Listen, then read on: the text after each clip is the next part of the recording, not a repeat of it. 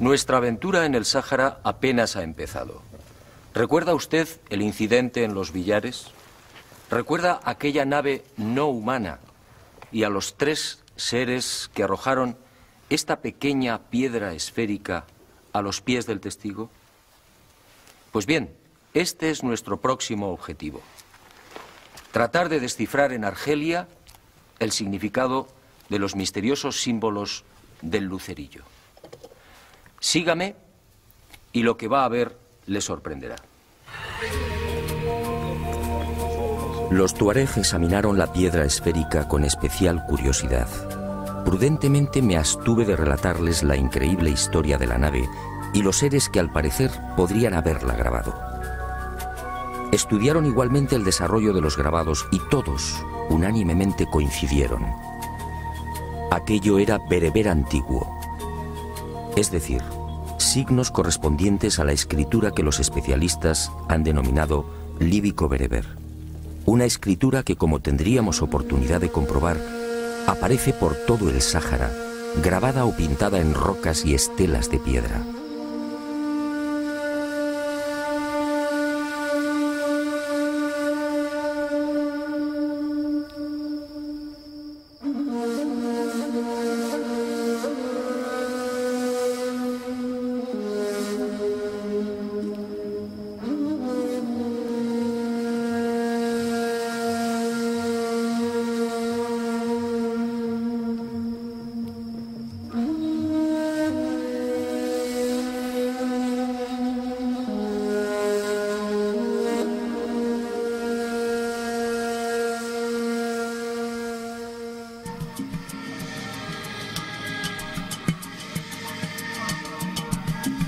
Una escritura que tiene su derivación en la lengua amazigh, actualmente hablada por unos 20 millones de personas en Marruecos, Argelia, Túnez, Níger, Mali, Burkina Faso, Mauritania, Libia y en el oasis de Siba, en Egipto.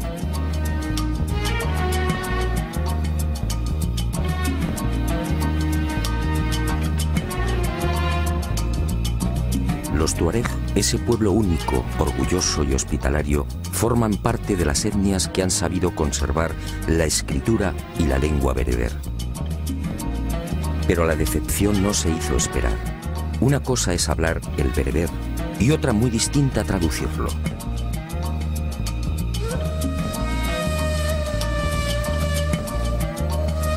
En otras palabras, algunos de los grabados del lucerillo correspondían al bereber antiguo y los tuareg no supieron descifrarlo.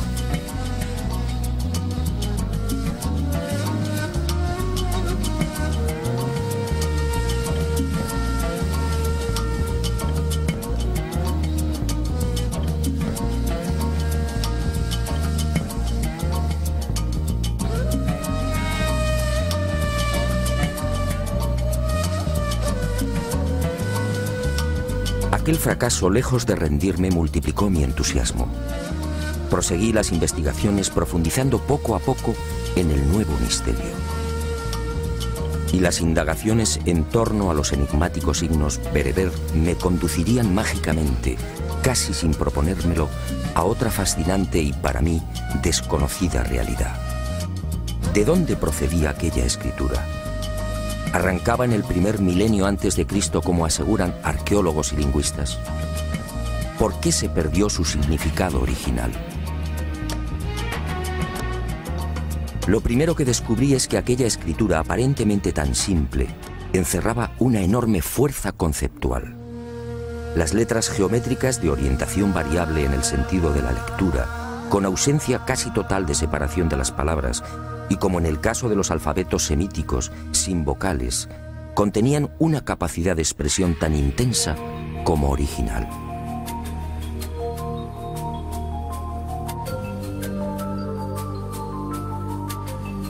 El bereber, además, puede leerse en cualquier sentido, de izquierda a derecha, de derecha a izquierda, de abajo a arriba y viceversa, o en espiral.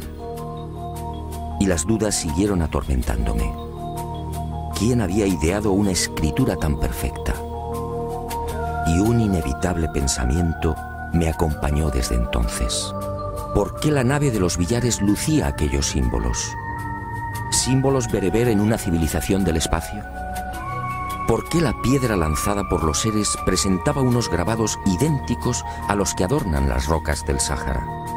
¿Por qué, en fin, se repetían en el anillo de plata los palos y ceros tan habituales en la escritura bereber?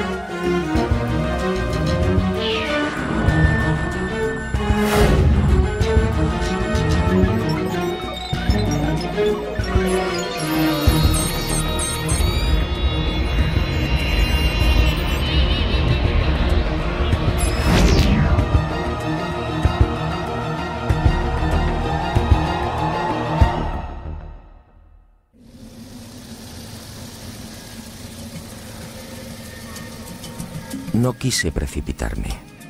Al conversar con arqueólogos, historiadores y expertos en escritura bereber, comprendí que había cometido un error.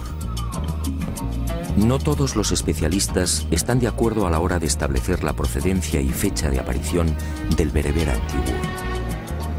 Unos lo hacen llegar del este, situando el nacimiento hacia el primer milenio antes de Cristo.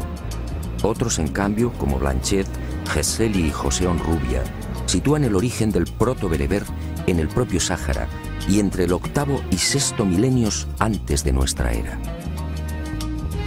Esta última teoría concede a la escritura bereber una extraordinaria antigüedad, entre 10.000 y 8.000 años.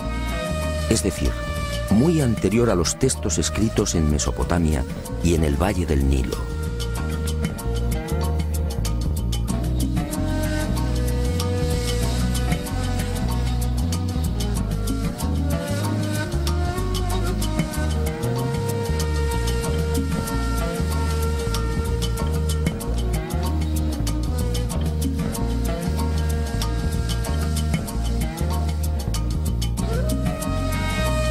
¿Qué significaba esto? Muy simple. Si la escritura bereber tiene 10.000 años y si nació en el corazón del Sáhara, los científicos deberán cambiar la fecha de la historia.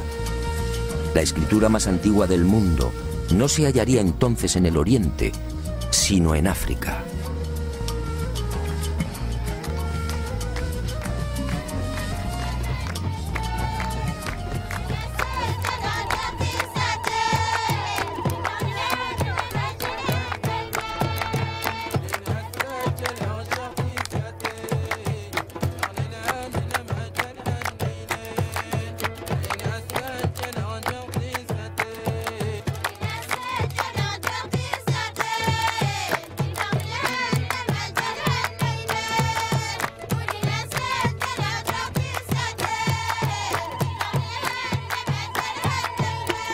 Y otro detalle que me desconcertó.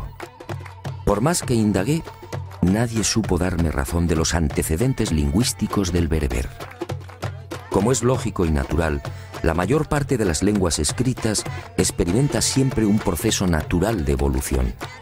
De unos primeros y casi infantiles símbolos se va pasando a signos más concretos y simplificados que finalmente derivan en las letras que hoy conocemos. En este sentido existen numerosos modelos histórica y antropológicamente contrastados. No ocurre así con el bereber antiguo. Aunque algunos tratan de hacerlo derivar de la escritura púnica, la verdad es que el problema está muy lejos de ser esclarecido. Científicos como Camps, Chabot, Springer, Onrubia, Gali, Basset, Galán y otros han sacado a la luz más de 1.200 inscripciones, todas ellas procedentes del Sáhara. En ninguna, sin embargo, se observa el menor vestigio de esa evolución natural. Y obviamente me pregunté, ¿apareció el bereber de repente? ¿De quién fue la idea? ¿Cómo es posible crear una escritura tan simple y certera sin un proceso previo de maduración? Y lo más importante, ¿cómo explicar que una escritura tan elaborada terminara perdiendo su genuina significación? Los tuareg y los bereberes de la Kabila argelina, entre otros, llegan como mucho a leer algunos de los signos que integran el bereber, pero no saben traducir la totalidad de las inscripciones. Es como deletrear una frase en alemán. Conocemos el significado de cada letra, pero si no sabemos alemán, difícilmente acertaremos con la traducción. Conforme fui adentrándome en el desierto y conociendo en profundidad las características de la antigua escritura bereber, más seguro estuve de la extraordinaria antigüedad de aquellos misteriosos signos. Hoy existen técnicas científicas que pueden datar con razonable exactitud la fecha de ejecución de pinturas y grabados. El estudio de la pátina de estos últimos, los grabados, es uno de los caminos. Cuando el artista ataca una pared o una roca, al martillear o perforar, elimina la capa de óxido que cubre la piedra, dejando un surco blanco, idéntico al color original del soporte. En consecuencia, un grabado de tonalidad clara será siempre más reciente que uno con los surcos oscuros. A este primer sistema de datación indirecta, los científicos han ido incorporando otras técnicas cada vez más complejas y seguras.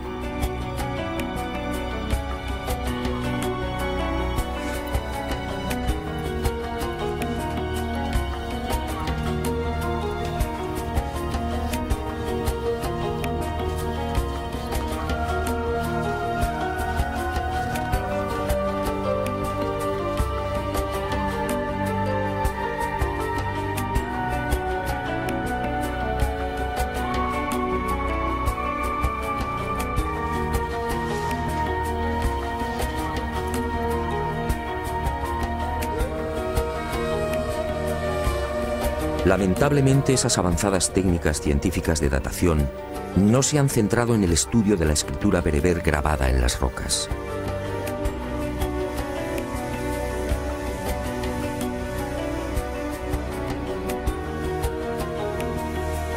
Los arqueólogos se han inclinado primero por el análisis de los grabados propiamente dichos, es decir, de los animales y de los hombres allí representados.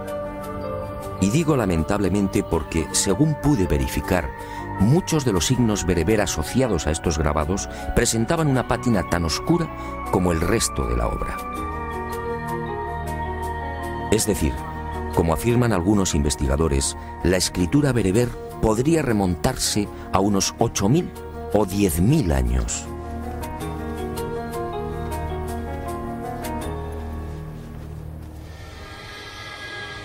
Y la gran pregunta cobró nuevas fuerzas. ¿Qué ocurrió? ¿Por qué el significado de esta espléndida escritura terminó perdiéndose? La respuesta estaba allí mismo, entre las ardientes arenas, los cauces secos de los ríos y las atormentadas moles de piedra. En alguna ocasión tuve conocimiento de esta historia, pero sinceramente no le presté atención, hasta que el destino, siempre atento, me empujó de nuevo hacia ella. Este inmenso desierto, de más de 10 millones de kilómetros cuadrados, no siempre fue un lugar hostil y despiadado. Acompáñeme y le mostraré algo difícil de imaginar.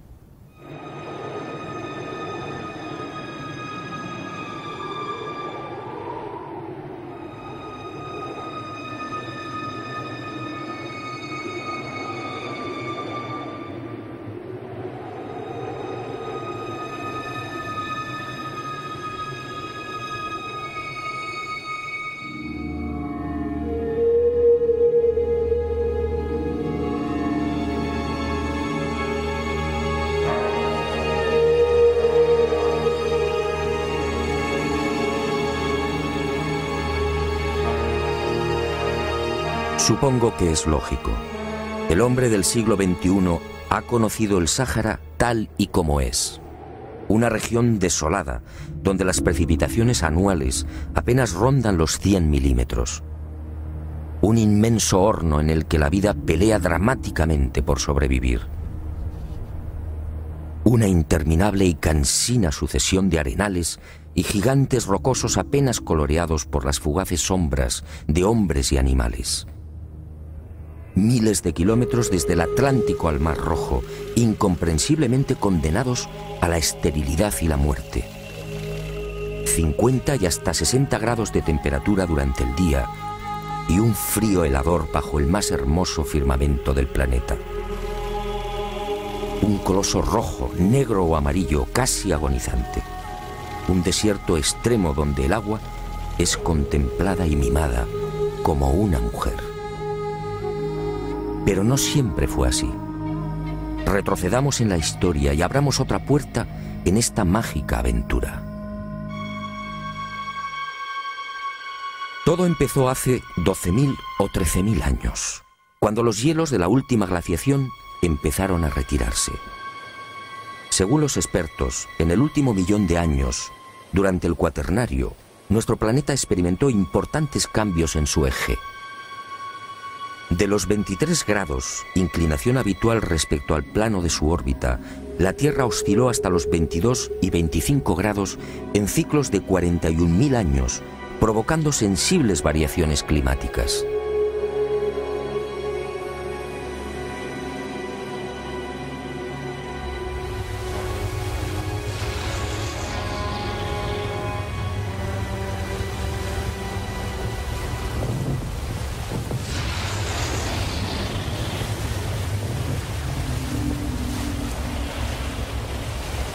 En ese millón de años, mientras el hombre aparecía y despertaba, nuestro mundo registró 4 grandes y demoledoras glaciaciones.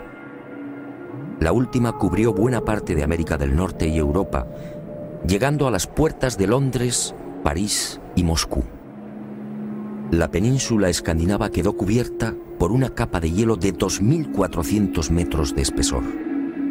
Y hacia el 13.000 antes de nuestra era, la glaciación retrocedió concediendo un respiro al mundo.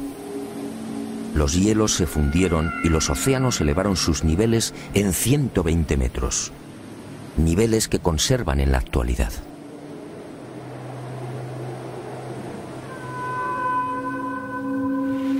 El frente polar se reactivó enviando humedad desde el noreste hacia el Mediterráneo, y otro tanto sucedió con los benéficos monzones, que soplaron cargados de lluvia desde el Golfo de Guinea. Y el Sáhara despertó a la vida. Las aguas freáticas ascendieron. Los lagos entre dunas se multiplicaron a millares. Los ríos rugieron de nuevo. Del macizo montañoso del Agajar al sur de Argelia brotaron decenas de cauces antaño consumidos. Y el agua fue bañando el gran desierto, transformándolo. Uno de los caudalosos ríos, el Igargar, tan ancho como el actual Amazonas, nacía impetuoso en el sur, recorriendo casi 2.000 kilómetros, hasta formar un lago de 400 kilómetros al sur de Túnez. Otros ríos, como el Saura, nacido en el Atlas, se unía al Tamanrasset, desembocando fértil y generoso en el Atlántico. El Tilemsi se ocupaba de bendecir el Níger, y el Tafasaset transformaba el sur del Sáhara, sumando sus torrenciales corrientes a un lago Chad 80 veces superior al que hoy conocemos. Y la vida surgió imparable y lujuriosa. Arenales, montañas y wadis se despojaron del negro, del rojo y del amarillo, de la sed y del silencio, vistiendo el verde de la jungla, de la sabana y el azul de los interminables lagos. Fue una explosión vital, lo que los científicos llaman el Gran Húmedo, uno de los periodos más fértiles del viejo y cansado desierto. El Sáhara se convirtió así en algo que hoy cuesta trabajo imaginar, un auténtico paraíso. Y el lugar donde todavía nos encontrábamos recibió el nombre exacto: Tassili, meseta entre ríos. La nave Columbia y los satélites artificiales han proporcionado imágenes rotundas. Esos wadis o cauces secos que muestran las fotografías tomadas a 180 kilómetros de la Tierra lo dicen todo. También las imágenes infrarrojas y las captadas por radar demuestran que bajo las ardientes arenas existió en la antigüedad toda una red de lagos conectados, algunos de hasta 7.000 kilómetros cuadrados.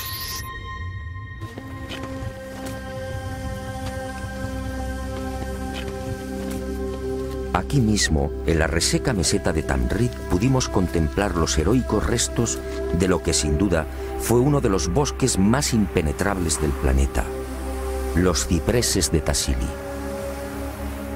Gigantescos ejemplares de hasta 6 metros de circunferencia, hoy agonizantes, pero todavía altivos, recordándonos el antiguo esplendor de la zona. El propio Lot, en sus incursiones hasta el Ténere, una de las regiones más sofocantes del Sáhara, llegó a descubrir notables acumulaciones de huesos y espinas de pescados que podrían llenar varios carros y que constituyeron parte importante de la dieta de los antiguos pobladores. ¿Y qué decir de los grandes morteros de piedra de una sola pieza descubiertos en todo el Sáhara? Prueba evidente de que el cereal cubría grandes extensiones.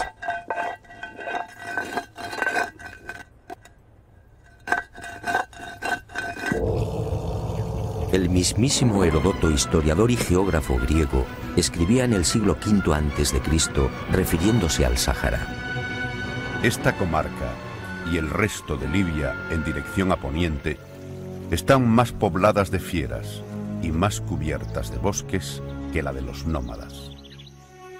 Las fieras. He ahí otra de las pruebas de cuanto afirmo. Una fauna salvaje dominó también el Sáhara cuando la naturaleza lo transformó en el más bello jardín. Son precisamente los grabados en piedra los que atestiguan la realidad de estas bestias en pleno neolítico. Nuestra aventura en el Sáhara continúa, pero no aquí. Según mis noticias, una de las mayores y más espléndidas colecciones de este tipo de grabado en piedra se encuentra localizada al suroeste de Libia, en uno de los desiertos más duros y agresivos de este bello planeta encantado. Sígame y se lo mostraré. Estoy seguro que lo que va a ver le impresionará tanto como a mí.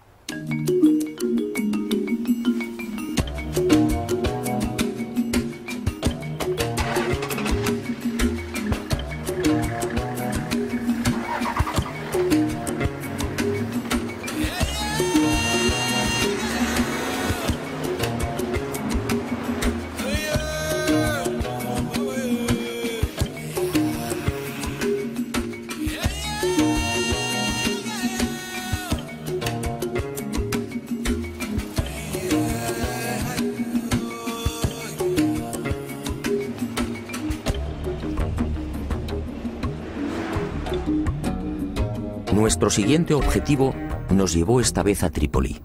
Desde allí, cruzando los desiertos libios, alcanzamos Gadamés y Saba, penetrando por fin en la Hamada de Mursuk, otro infierno de piedra y arena. Una vez instalados en el duro Fesán, recorreríamos los Matendus, los célebres Akakus, y giraríamos hacia el norte, aproximándonos a la frontera con Argelia. Allí, en la región de Aramet, una zona casi olvidada, llevaríamos a cabo otros no menos interesantes hallazgos.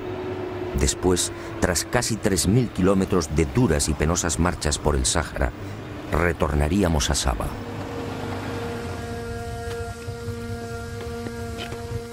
Nuestras informaciones no estaban equivocadas. Al alcanzar los Matendus quedamos sobrecogidos. Aquí, en una cadena de peñascos y rocas de 15 kilómetros, nos esperaban miles de grabados. Miles de grabados datados en 10.000 años, quizá más. Grabados de todos los tamaños, algunos minuciosa y bellamente pulidos en su interior. Grabados que efectivamente demostraban que el gran jardín había sido poblado por toda suerte de animales salvajes.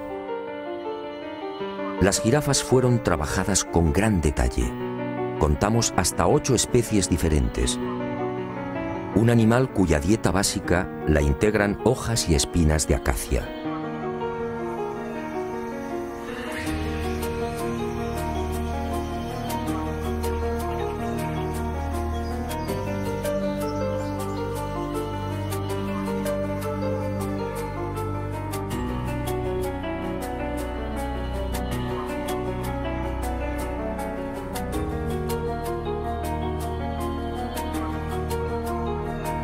Y otra prueba más de la realidad de ese paraíso, el rinoceronte, un animal muy exigente con el agua.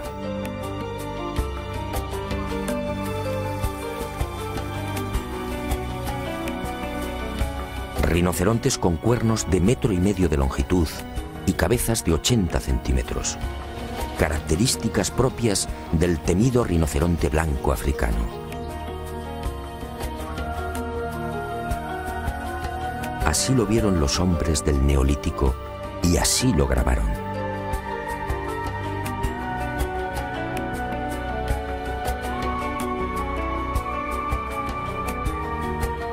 Y entre este esclarecedor bestiario del Sáhara, otra pieza clave que nos transporta al gran jardín sahariano, el elefante.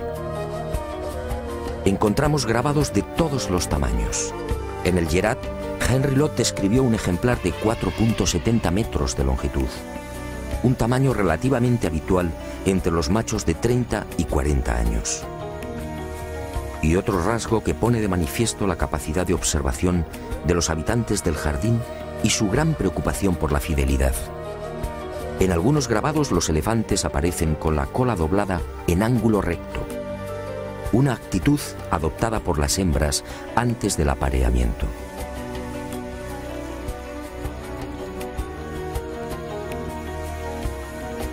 Grandes paquidermos que consumen alrededor de 100 litros de agua al día y que obviamente tampoco habrían sobrevivido de no haber existido ese exuberante paraíso.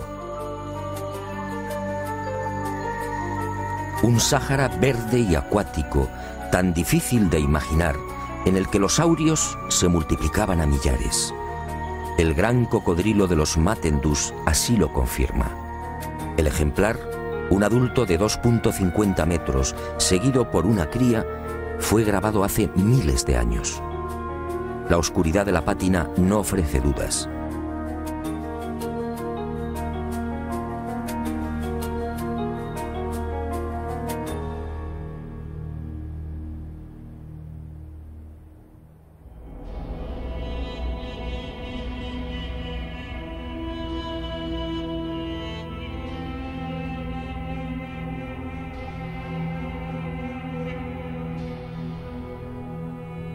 La fidelidad en el trazado, una vez más, es contundente.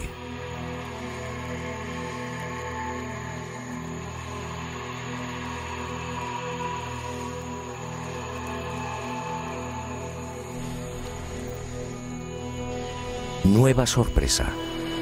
¿Hipopótamos en el desierto? Quizá la pista más notable de lo que afirmo. El hipopótamo no puede vivir sin el agua. Es su medio natural. Pues bien, los especialistas en grabados y pinturas han localizado en el Sáhara un centenar de representaciones de este coloso. Todas ellas en Yerat, Tassili y Mesak, es decir, en el gran horno sahariano.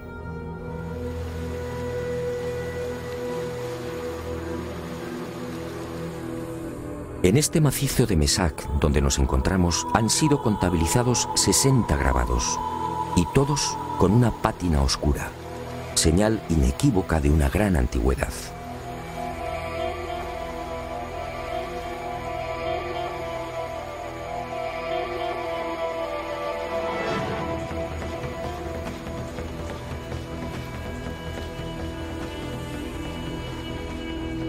Pero no todos son animales conocidos. El hombre del Neolítico sin querer nos ha proporcionado con sus grabados la prueba de la existencia de ejemplares hoy desaparecidos. Este es el caso del uro y del búfalo antiguo. El primero, magníficamente esculpido en la roca, fue el supuesto ancestro de los bóvidos domesticados en Oriente Medio, Europa y África del Norte. El Bos primigenius era un animal imponente que alcanzaba 1,70 metros en la cruz. En las paredes del Sáhara se presenta sistemáticamente de perfil, salvo la cornamenta. Una cornamenta igualmente gigantesca y en forma de tenaza. Algo que coincide con las modernas excavaciones arqueológicas y los testimonios escritos sobre el último uro registrado en Polonia en 1625. En cuanto al búfalo antiguo, los grabados descubiertos en el Atlas Tassili y Mesak resultan igualmente providenciales. Este formidable ancestro del búfalo actual recorrió África durante 1 millón de años y compartió hábitat con el hombre de la Edad de Piedra.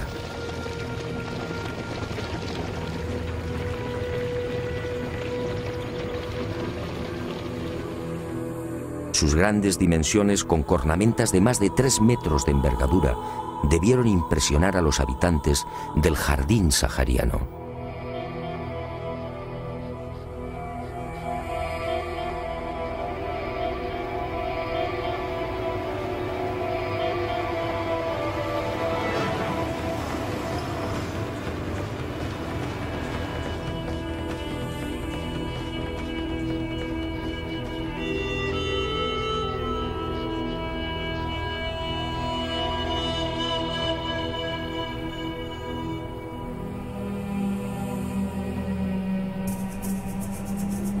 Leones, leopardos, panteras y toda suerte de felinos se unen en el desierto líbico a la fauna que habitó aquel paraíso del Neolítico. Felinos al ataque. Avestruces esbeltas.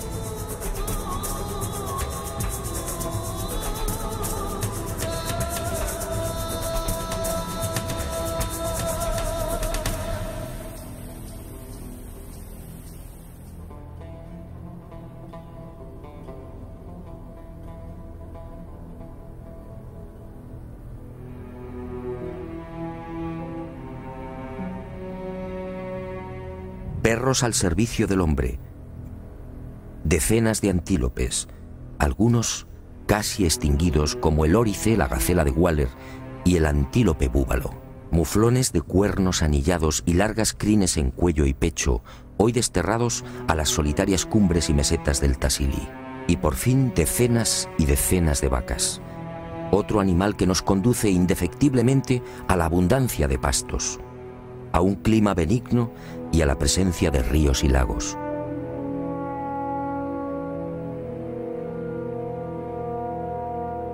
Y entre estas pinturas, algo desconcertante. Una ballena en el Tassili, un cetáceo a 2000 kilómetros del mar. Todos ellos como vivo exponente de una fauna que precisaba inexorablemente del agua. Pero alguien me había hablado de los últimos restos de este jardín todavía visibles en Celiaf, en las proximidades de Saba.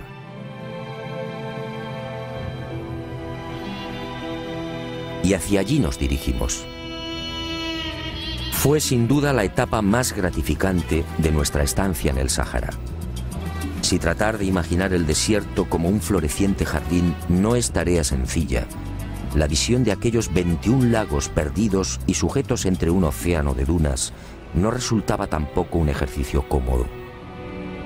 Costaba acostumbrarse a la realidad de aquellas aguas, en su mayoría saladas, alimentadas por misteriosos manantiales subterráneos.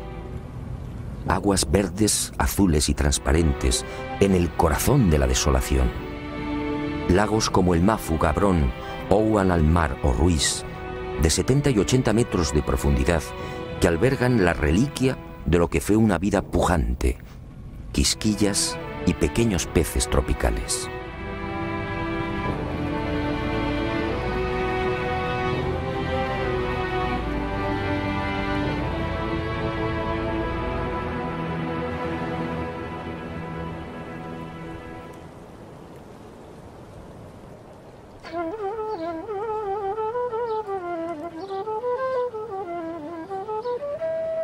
El Sáhara, en fin, nos grita desde los 4 puntos cardinales que su pasado fue rico y esplendoroso. Hasta el áspid de Cleopatra, la serpiente de los encantadores, nos recuerda aquel tiempo benéfico. Esta cobra indostánica, emigrada de los trópicos, no debería existir en el sur de Libia y Argelia. Sin embargo, ha logrado sobrevivir.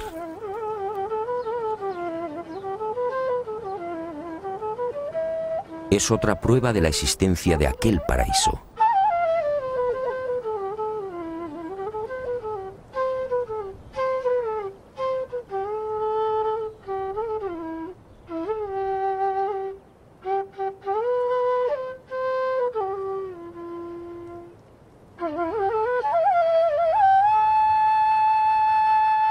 Bueno será que recapitulemos, y permítame que lo haga a mi manera. ¿Qué hemos encontrado en este desierto? Pinturas, grabados y toda clase de información que nos trasladan a un Sáhara insólito, un Sáhara acuático, conectado por ríos y miles de lagos en los que el hombre de hace 10.000 años pescaba y navegaba.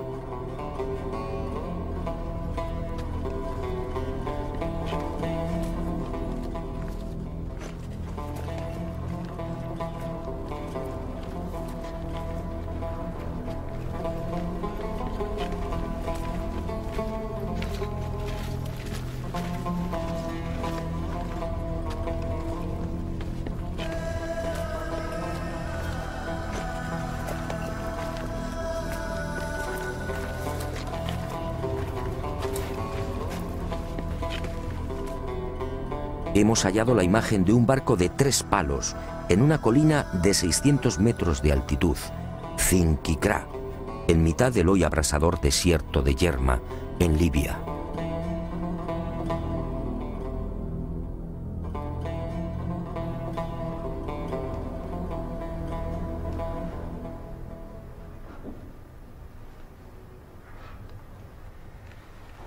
Es posible que la ciencia sonría burlona. Pero, ¿qué importa su escepticismo si las pruebas son tan abrumadoras? Esta es mi teoría.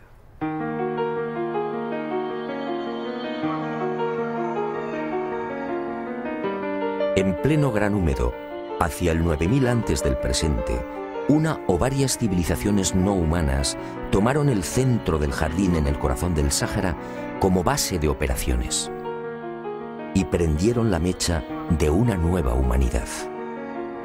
Escafandras, antenas, trajes hinchados, botas y guantes son testimonios demoledores para quien conserva la mente abierta. Es más que probable que fueran tomados por dioses.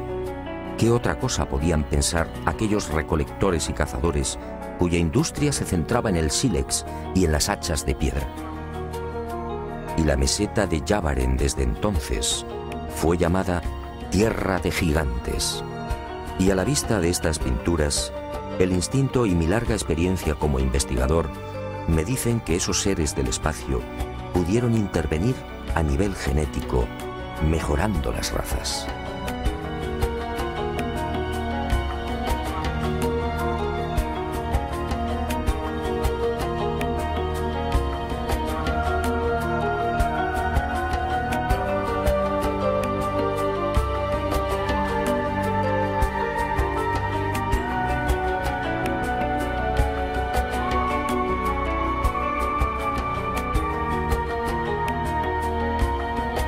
Pero sus planes, quién sabe, fueron más allá. ¿Enseñaron también la domesticación de animales? En los grabados que muestran la fauna salvaje, justamente los más antiguos, observamos un hecho muy significativo. Entre elefantes, jirafas, rinocerontes y felinos, apenas vemos bóvidos conducidos por hombres o perros colaborando en las cacerías. Es en los periodos posteriores, a partir de los cabezas redondas, cuando surgen los rebaños, los arreos, las escenas de ordeño y los pastores. En los grabados de la fauna salvaje, datados por Mori entre el 12.000 y el 9.000 antes de nuestra era, no asistimos a escenas de domesticación porque, en mi opinión, el descenso de esos seres no humanos pudo registrarse después, justamente hacia el 9000. Y otro detalle que me llena de dudas: ¿se produjo esa domesticación de la noche a la mañana? Todas las especies animales han necesitado de mucho tiempo para disfrutar de sus peculiares características. Así lo exige el desarrollo de la vida. Y me pregunto, ¿cómo se las ingenió el hombre del Neolítico para modificar lo que la evolución había ido fijando en cientos de miles de años? ¿Cómo explicar que los bóvidos perdieran su natural agresividad? ¿Cómo lograr que algunas aves se vieran desprovistas casi de un día para otro de su capacidad para volar? La respuesta solo puede ser una. Quizá esos seres no humanos manipularon genéticamente las especies que estimaron más provechosas para el hombre.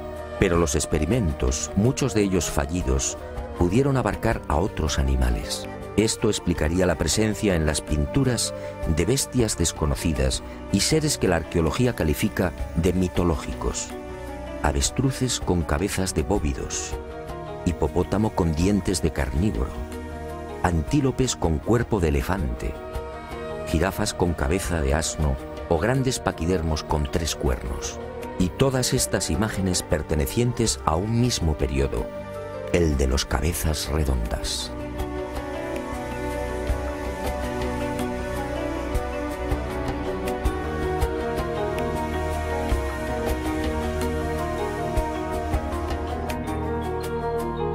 Y encontramos también vestimentas y tocados imposibles. Imposibles para un neolítico hace 9000 años, en el que no se conocía aún el arte del hilado. Pinturas y grabados en los que las mujeres lucen vestidos transparentes, capas bordadas y teñidas en múltiples y vivos colores y un calzado impropio de la época. ¿De dónde surgió este ropaje? ¿Quién lo fabricó? ¿Quién enseñó a estas tribus el arte del aseo y la peluquería?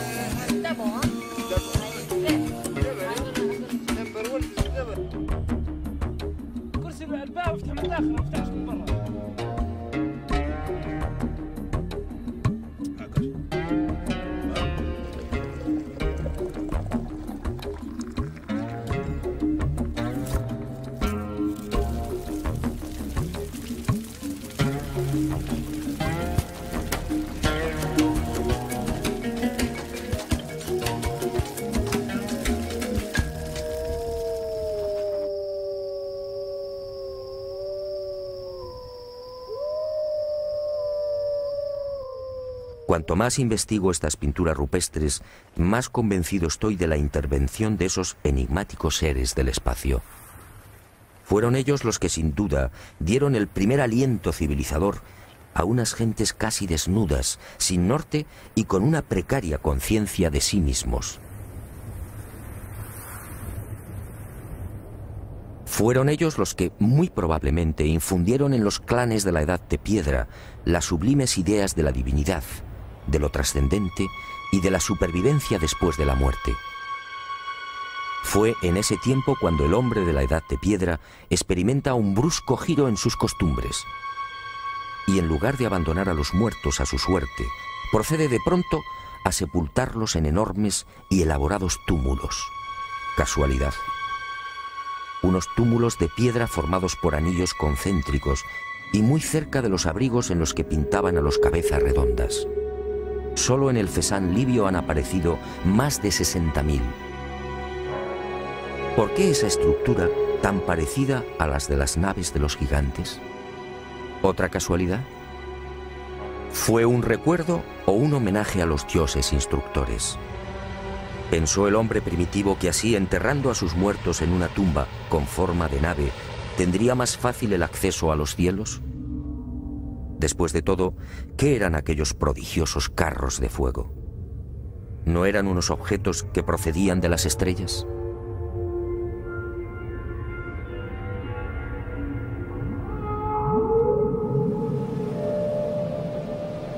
Una o varias civilizaciones no humanas, sí, que desencadenaron una gran cultura en el corazón de África. Una cultura que, según mis estimaciones, habría arrancado mucho antes de lo que imaginamos.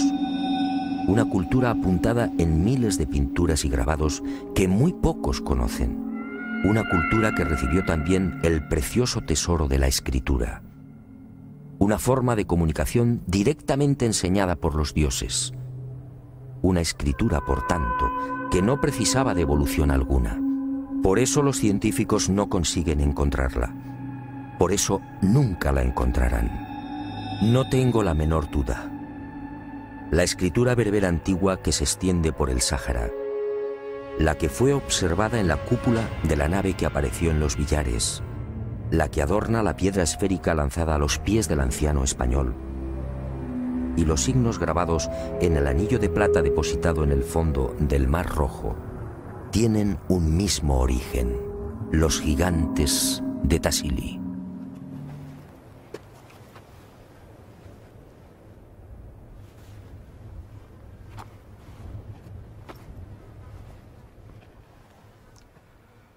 El rompecabezas, como ve, empieza a tomar forma, pero quedan algunas incógnitas por despejar.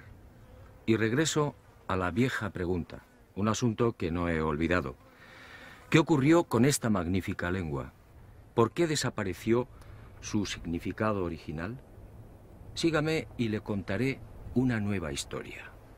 Por supuesto, otra historia mágica.